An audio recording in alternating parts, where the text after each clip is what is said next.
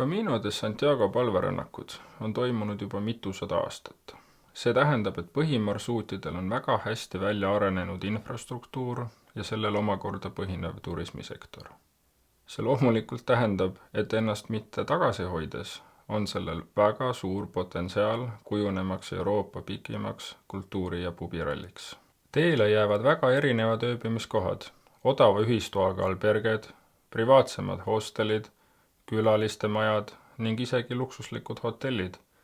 Mõnes kohas toimuvad kommuuni toetavad ühisõhtusöögid ja erinevad koosviibimised. Teisi kohti saab ette broneerida, kuid on ka selliseid, mis töötavad ainult põhimõttel, kes ees see mees, ja öörahu saabudes pannakse uks lukku ja tuled kustu. Järgnev ülevaade majutusvõimalustest põhineb minu eeltööl, mille põhjal olen püüdnud aru saada, millised on need erinevad majutuse tüübid ning mida tuleks erinevatel juhtudel silmas pidada. Kui vaatad seda videot enne 16. maid aastal 2025, siis põhineb see ainult minu eeltööl. Kui satud vaatama vahemikus 16. mai kuni 30. juuni, siis olen ise Camino Frances teel, mille käigus annan oma parima, et iga päev teha retke puudutavast sisust sissekanne oma videopäevikusse. Kommentaarides on sul võimalus anda märku teemadest, millest võiksin rääkida. Kui vaatad seda pärast 30. juunit, siis on tõenäoliselt olemas või vähemasti tulemas juba spetsiaalselt majutusele keskendunud episood. Kõige maalähedasemate mugavustega majutust pakuvad kirikute ja kloostrite poolt opereeritavad alberged ehk donativod. Sageli toimivad need annetuse põhimõttel, on kõige lihtsamad, kuid pakuvad samas ka kõige tõelisema palverännaku kogemuse ja kogukonna tunde. Olen kuulnud lugusi, kus ööbitakse kiriku põrandal, olenevalt perioodist ja täituvusest nii laua all kui ka peal. Seinaäärde rivisse laotud madratsitel ja mõnes kohas isegi puudub elekter.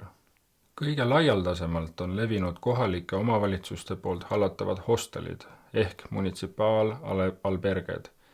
Need, kus kirikute poolt opereeritavate hostelitega on mõeldud ainult palveränduritele ning kontrollitakse palveränduri passi olemasolu.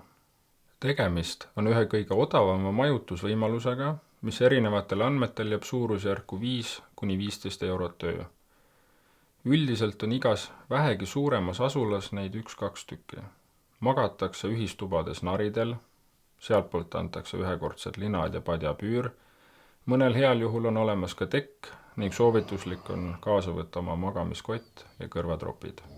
Oluline on meeles pidada, et munitsipaalalberged panevad ette nähtud kellaajal uksed lukku ja tuled kustu.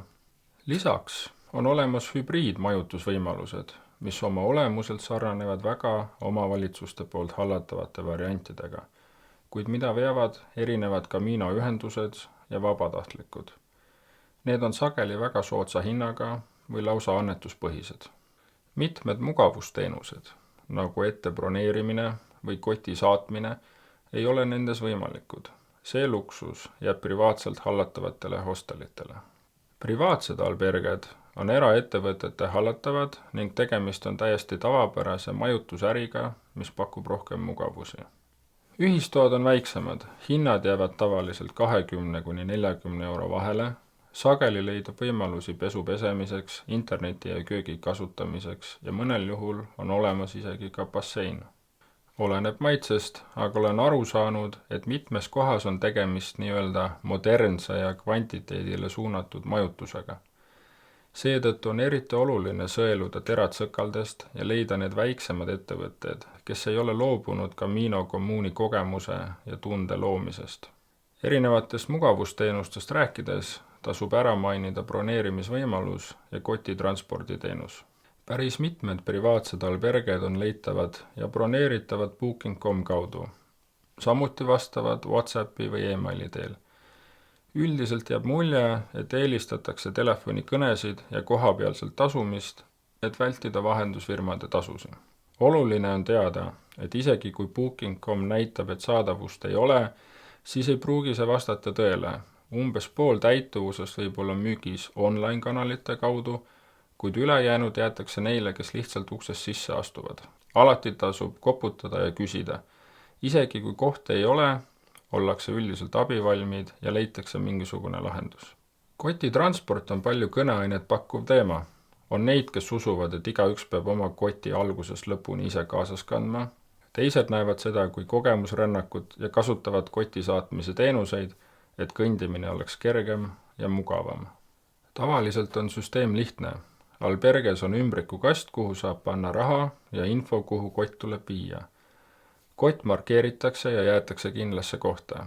Seejärel saadetakse transpordifirmale SMS või sõnum WhatsAppis ja kui jõuad järgmisesse majutuskohta, siis ootab kott sind seal juba ees. Edasi tulevad erinevad pereettevõtted, mis pakuvad eraldi tube. Hinnad jäävad tavaliselt vahemikku 20–50 eurot ning need sarnanevad kõige enam meile tuttava kodumajutusega. Hotellid toimivad Euroopas enamasti sarnastel põhimõtetel.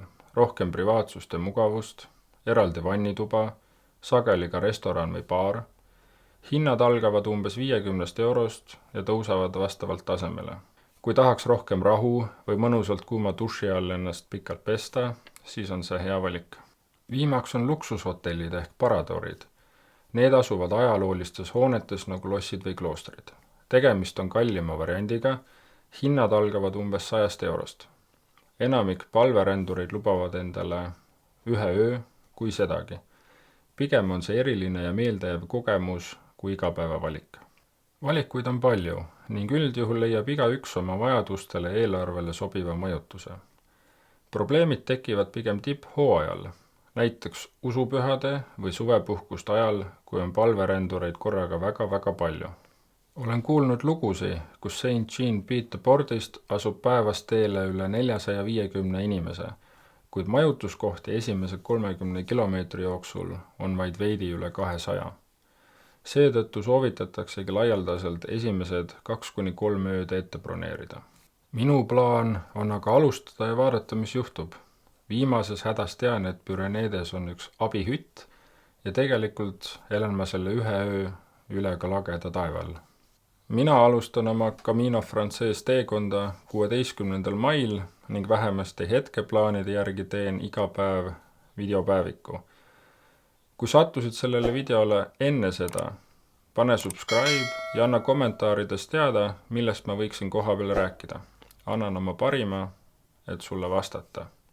Buen camino!